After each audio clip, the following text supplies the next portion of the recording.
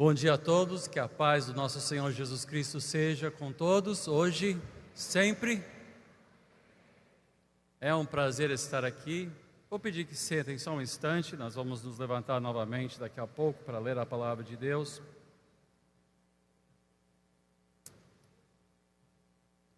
Eu me lembro que recebi o convite para estar aqui na festa de aniversário, mas não falaram nada sobre pregação. Aí, uma semana depois, um dos bispos, a gente estava falando, não vamos estar lá, nosso amigo, que vamos estar com ele. E alguém disse, bom, você vai pregar. Ele disse, eu vou o quê? Eu vou pregar? Ninguém falou nada comigo sobre pregação, falou que vai ser uma festa. Ele disse, nós vamos sair na festa. Não, vai pregar. Aí, disse, não, mas eu já vou pregar dia 31, então... Aí o pastor Otávio me procurou e disse, bispo, eu tinha convidado o irmão para pregar. Ele disse, não, você não convidou não. E se eu vou pregar uma semana depois, eu vou voltar na semana seguinte pregar de novo? Isso vai. Então vocês vão até se cansar de mim, mas... Aí eu fiquei assim, pregar uma festa de aniversário. Como é que se prega uma festa de aniversário? Aí eu comecei a procurar na palavra de Deus festas de aniversário. E não tem uma festa de aniversário na Bíblia. Como é que eu vou pregar uma festa de aniversário, se bem que hoje de manhã o pastor Antônio Carlos me lembrou que de fato há uma festa de aniversário na Bíblia, que eu perdi. Os filhos de Jó fizeram uma festa de aniversário, a casa caiu e todo mundo morreu. Eu disse, bom, ainda bem que não me ocorreu pregar isso, porque... não acho assim um bom precedente. Mas aí tem a questão dos 80 anos, e eu achei um bom exemplo de 80 anos. Quando o povo de Deus entrou na Terra Prometida, Caleb, que tinha sido um dos 2 espiões que trouxeram uma boa palavra sobre tomar a terra, ele falou para Josué, ele disse, olha, hoje eu tenho 80 anos, e eu tenho o vigor dos meus 40, ou seja, quando a gente... espionou a terra pela primeira vez e me sinto tão forte quanto os 40 anos de idade. Agora me entregue Hebrom, que é exatamente a terra dos gigantes que tanto apavorou os outros 10 espiões. Então, quem sabe, o irmão ainda tem gigantes para derrubar, mais uma conquista a fazer, e o seu vigor, eu já falei para todos os outros, eu disse, olha, quem vai enterrar todos nós certamente será o bispo Rubem, com certeza. Que esse aí tem um vigor tremendo. Quando a gente fala da idade dele, todo mundo diz, não, tem no máximo 79.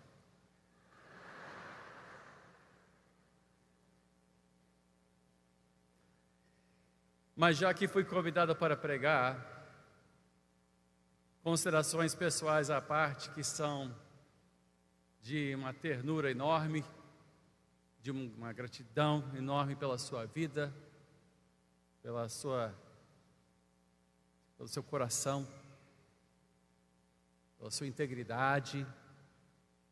Importa agora que nós nos voltemos à palavra de Deus, pois como poderemos ocupar o púlpito sem honrarmos o Senhor e sem expormos a palavra de Deus? Então eu vou pedir que todos abram as suas Bíblias em Salmo de número 1. Salmo número 1.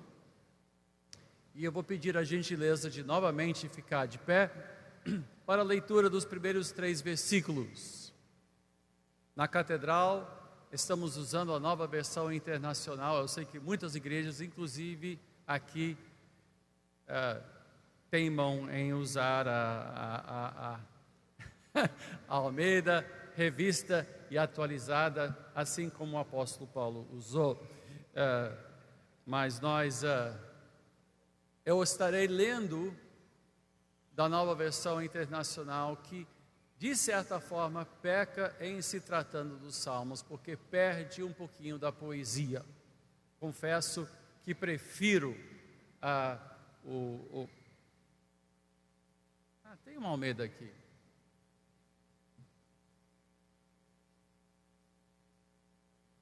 É sua? Então eu vou ler da Almeida, melhor. Não.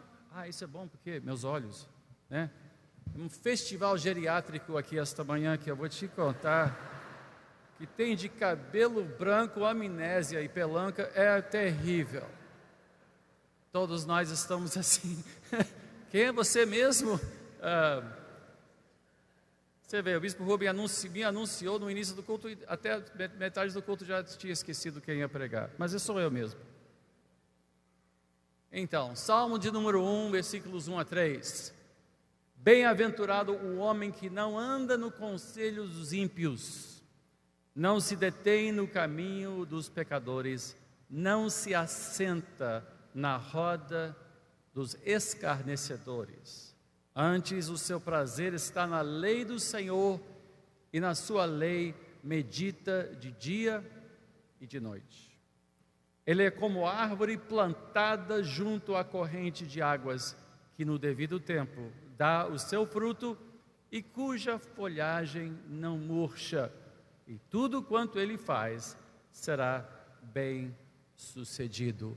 Oremos. Amado Deus e Pai, nos voltamos agora à Tua Palavra,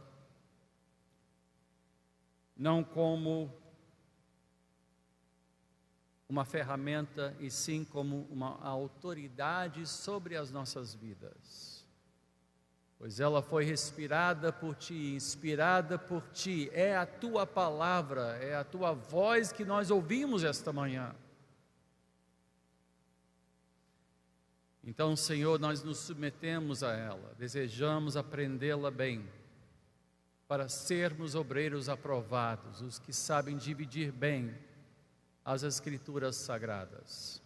Senhor, que essas poucas palavras de exposição bíblica sejam para o benefício de todos, ao ponto de mudar o nosso modo de pensar, nosso modo de viver, nosso modo de caminhar nesta vida e neste mundo tão cheio de trevas e violência, tão cheio de mentiras e de vã filosofia. Ao nos voltarmos à Tua Palavra, Senhor, ilumina a nossa mente e fere o nosso coração, assim como a semente fere a terra, que a Tua Palavra venha adentrar os nossos corações, germinando, brotando raízes e criando um renovo, uma nova maneira de nos conduzir neste mundo para a glória de Deus Pai. Em o nome de Jesus nós te pedimos. Amém e amém. Podemos sentar. É certo que nós viemos com carinho para expressar esse carinho e honrar o que Deus tem feito na vida do bispo Rubem. Não há dúvida quanto a isso. Mas nós sabemos que, no último análise, toda a honra e toda a glória pertence a Deus, pois é Deus quem efetua em nós tanto o querer quanto o realizar, de acordo com a boa vontade dEle. E por isso nós estamos aqui para, em primeiro lugar e último lugar, honrar a Deus. Ele é o autor e consumador da nossa fé. Ele é quem conduz os nossos passos. Ele é quem nos teceu ainda no ventre da nossa mãe. É Deus que nos fez quem nós somos. É Deus que opera estas coisas. Então a Ele seja toda a honra e glória. E quando nós lemos Salmo número 1,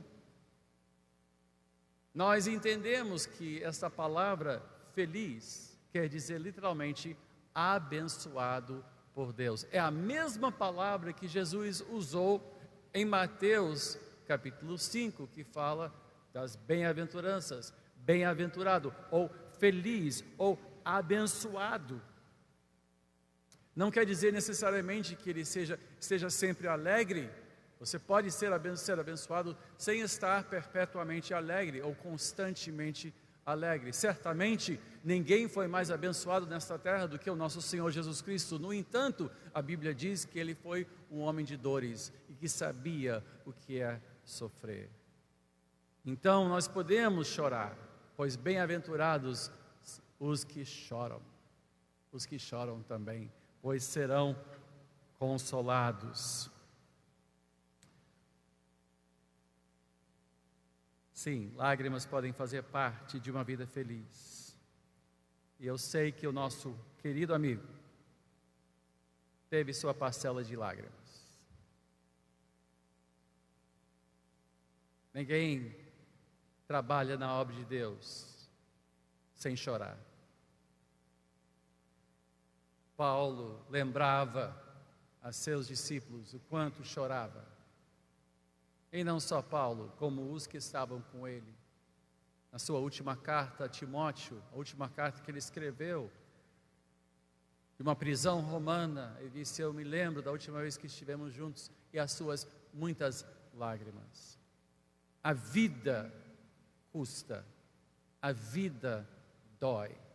A vida pode ser boa e pode ser abençoada, e ainda assim pode doer, pode nos custar caro. Mas qual é a fórmula para ser uma pessoa abençoada? Será que é através de certos tipos de oração? Não, o salmista responde muito claramente. Primeiro, aquele que é abençoado é aquele que não segue o conselho dos ímpios. Quando nós usamos essa palavra ímpio, nós temos uma ideia de alguém tremendamente pecadora. Certamente um traficante é um ímpio. Ou talvez hoje em dia consideremos certos políticos ímpios por roubarem de pessoas que não mereciam. Mas o ímpio não é necessariamente um sujo ou um corrupto, mas simplesmente a impiedade é aquela qualidade de alguém que não leva Deus em conta. Tanto que a pessoa piedosa é exatamente aquela que leva Deus sempre em conta. Em todos os seus atos, em todas as suas decisões, em todas as suas reações, ele leva Deus em conta em primeiro lugar.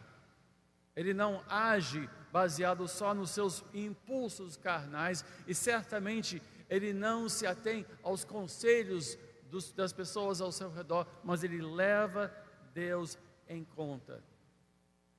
Aquele que é abençoado por Deus não ouve os conselhos de pessoas que não levam Deus em conta, mas ele leva em conta os conselhos de quem, por sua vez, de fato, leva Deus em conta, coloca Deus em primeiro lugar em sua vida.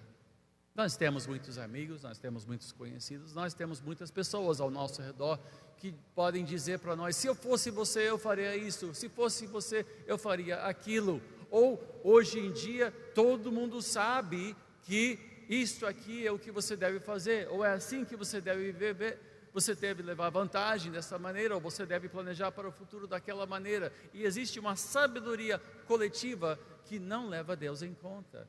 E que, portanto, não é sabedoria e certamente não garante que nós sejamos pessoas bem-aventuradas.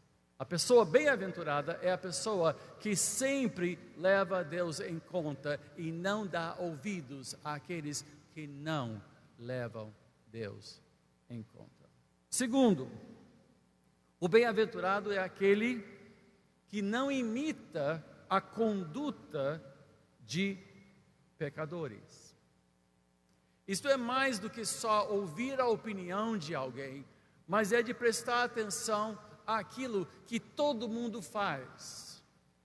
Nós temos ouvido de tempos para cá pessoas dizendo: nós não inventamos a corrupção, sempre foi assim, nós simplesmente fizemos o que todo mundo faz, o que todo mundo sempre fez.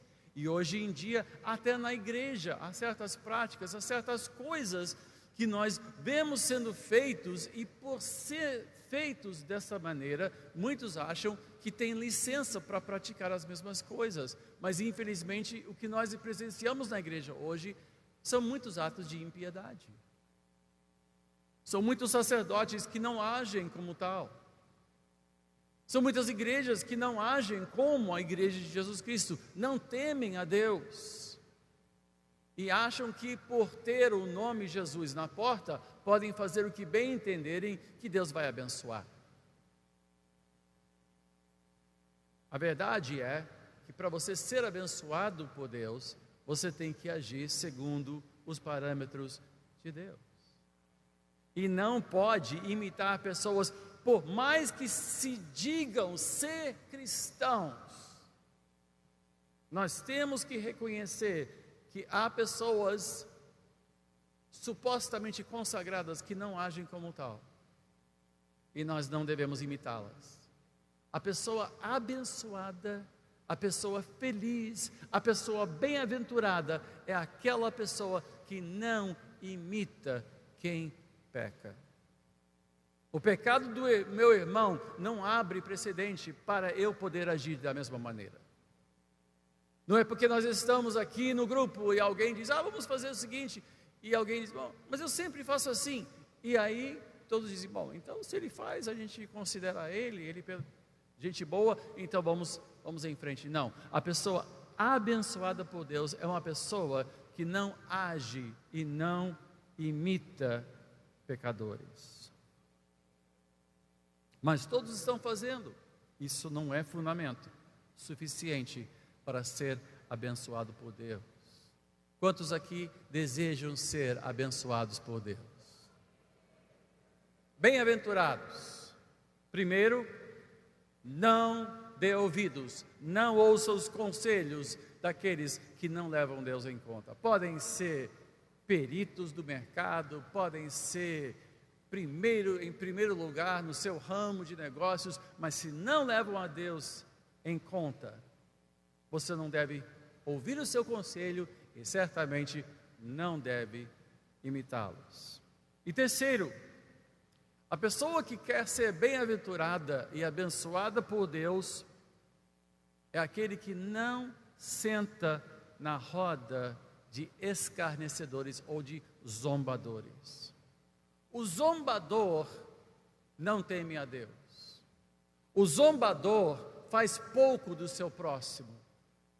O zombador não enxerga a imagem de Deus em outra pessoa, mas ri da sua desventura, ri da sua calamidade, faz pouco do seu esforço, faz pouco do seu sofrimento, não valoriza a vida do seu próximo, ele não reconhece a imagem de Deus. Eu posso dizer, por conhecer já há 37 anos, já no ministério, quase 37 anos de idade, anos que nós temos no ministério, que o meu colega e amigo Bispo Rubem, embora não seja um homem perfeito, e ninguém aqui é perfeito, nem você, nem eu, pode dizer para o seu vizinho, você também não é perfeito, ninguém é, não vai ser, não pode ser. Porque só Deus, só uma pessoa fez isso com perfeição. Só uma pessoa viveu uma vida impecável e este morreu por nós na cruz. Só um. Então não podemos dizer, esse aqui é o exemplo maior. O exemplo de todos nós não pode ser um ser humano que nós conhecemos. Tem que ser o nosso Senhor Jesus Cristo. Nós não somos discípulos uns dos outros, nós somos discípulos de Cristo. Ele é o nosso exemplo, Ele é o homem perfeito, foi o homem perfeito, Deus encarnado, Emmanuel, Deus conosco. Mas eu posso falar do meu amigo, colega querido, Bispo Rubem, que esse é um homem que tem seguido uma vida piedosa, é um homem que leva Deus em conta sempre, tem levado Deus em conta, e não tem imitado os pecadores, mas tem sido um exemplo, e como eu falei, nenhum de nós faz isso com perfeição, mas eu posso dizer que não me envergonho da sua amizade, pelo contrário, me faz muito bem e eu ponho a mão no fogo pelo irmão. E posso dizer, é um homem honrado e é um homem de Deus. Agora, o que o homem abençoado e bem-aventurado, ou mulher bem-aventurada, faz? Já sabemos o que não faz, mas o que ele faz? Ele se satisfaz na lei do Senhor. Ele não almeja o que fica fora dos limites da palavra de Deus. Ele não inveja aquilo que fica além da fronteira da palavra de Deus. A sua vida é radicalmente definida pela lei do Senhor, pelas Escrituras sagradas, e medita na sua lei dia e noite. Não é porque a gente vem para a igreja com a Bíblia debaixo do braço que nós conhecemos esta palavra. Quem trouxe sua Bíblia aqui hoje? Quem trouxe a Bíblia? Isso não faz de você uma pessoa bem-aventurada, só porque você carrega a Bíblia. Pode ler a Bíblia de vez em quando, mas como eu já falei, quantas pessoas dizem: bispo, eu não tenho tempo para ler a Bíblia. Não tenho tempo. Sabe como é? A vida é muito ocupada, mas assiste Jornal Nacional, assiste a novela das 8, porque sem sua novela também você não fica. Assiste o Campeonato Brasileiro. E quando você pega na Bíblia, você já está na cama, já passou da meia-noite, e você começa a ler um pouquinho, daqui a pouco você diz: bispo, eu acho que tem um demônio do sono tentando impedir que eu leia a Bíblia. Mas por quê? Porque você não prioriza. Não separa tempo. Quem medita na Bíblia leva a sério a Bíblia. E quando você leva algo a sério, você faz algo a respeito, você planeja, você separa tempo, você prioriza não só a sua leitura, mas a sua reflexão, a sua meditação sobre a palavra de Deus. E esta palavra não se abre para turistas. Não se abre para pessoas apenas curiosas. Hoje eu estou precisando de uma palavra de Deus. Eu tive um amigo, um pastor, que quando era jovem ele queria saber se deveria casar ou não. Aí ele praticou o que eu chamo bibliomancia, que é a mágica da Bíblia. Já ouviu falar de bibliomancia? Senhor, eu preciso de uma palavra. Bom. Ele tinha perguntado a Deus: devo ou não casar? Ele abriu a Bíblia e quando caiu o dedo ele viu o versículo: o nome do eunuco será lembrado para todo sempre.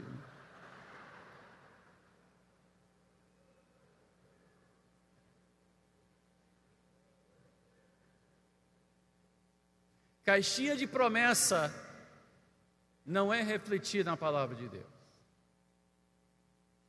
Algumas frases feitas, alguns versículos prediletos. Pois Paulo disse a Timóteo: toda a Escritura é inspirada por Deus. Não todas, toda, porque isso aqui é um livro só. São 66 livros, mas que constituem um livro só, inspirado por um autor, que é Deus, é a palavra de Deus. De capa a capa é a palavra de Deus. E quando se medita na palavra de Deus, se medita em toda a palavra de Deus. Bispo Rubem tem praticado há anos a disciplina de ensinar a Bíblia, capítulo por capítulo, livro por livro, versículo por versículo.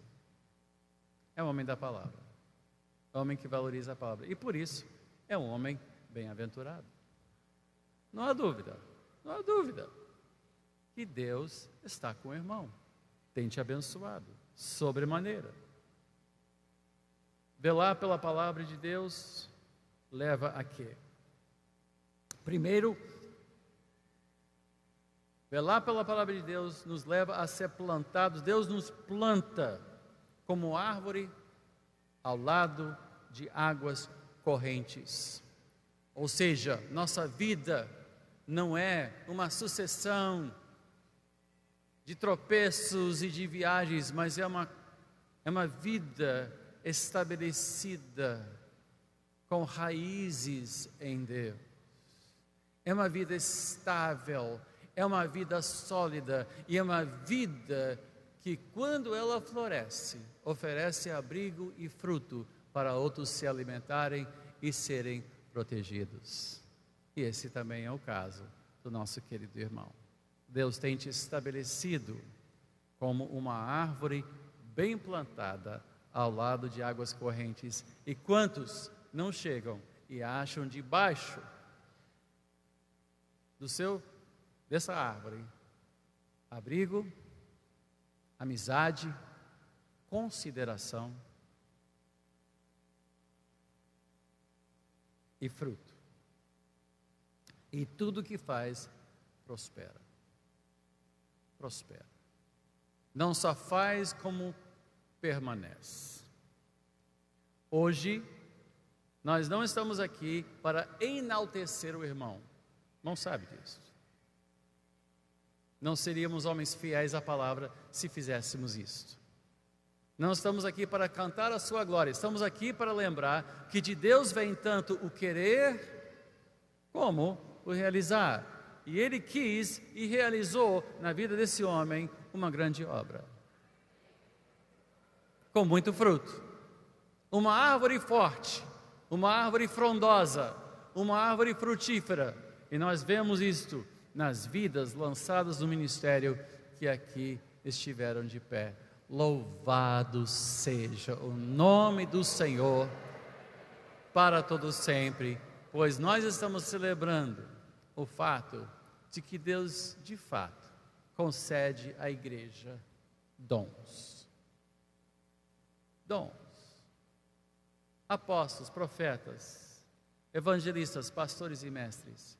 Para o quê? Para a edificação da igreja, para a união da igreja, para preparar a igreja para a obra do Senhor, para que a igreja não seja vítima das ondas de doutrina e dos ventos de doutrina estranha, mas seja estabelecida e em paz.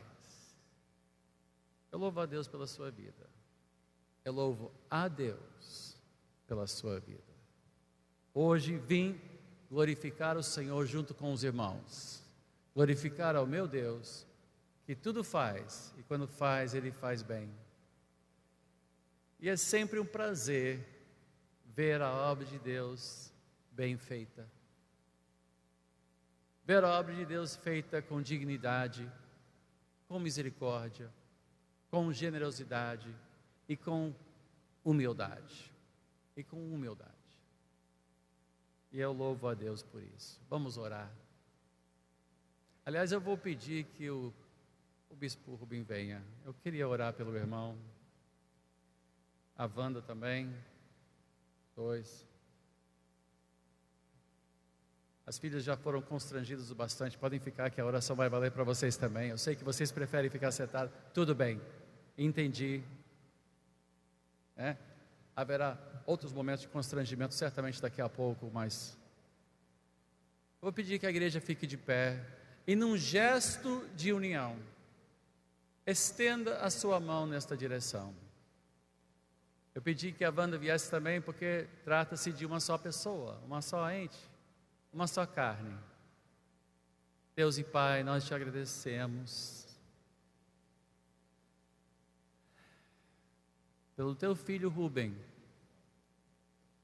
e pela sua cara metade, a Wanda, por essa jornada que não terminou, pois ainda há gigantes a serem derrubados. Hebrom ainda espera ser conquistado. O trabalho não acabou, mas por este marco, certamente, de 80 anos, Senhor, nós reconhecemos o vigor extraordinário que Ele tem. E como Ele tem abençoado a tantas pessoas, as nossas vidas, nós rogamos a Ti, Senhor, abençoa sobremaneira o Teu Filho e a sua descendência. Que a Tua boa mão esteja com eles, que sejam todos bem-aventurados em o nome do Senhor Jesus Cristo. E que todos digam amém. Que Deus os abençoe.